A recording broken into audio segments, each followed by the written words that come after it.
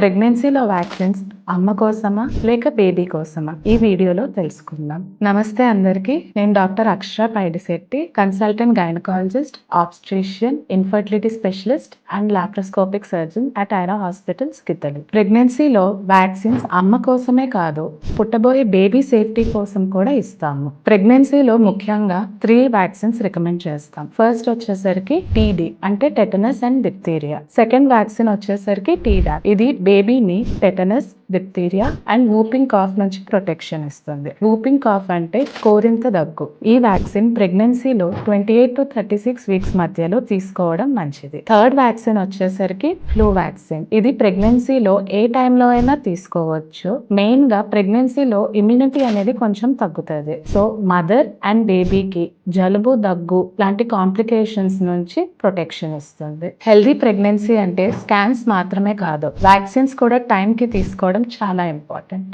మీ vaccination schedule గురించి ఏమైనా doubt ఉంటే వెంటనే మా హాస్పిటల్ని కాంటాక్ట్ చేయండి. Thank you.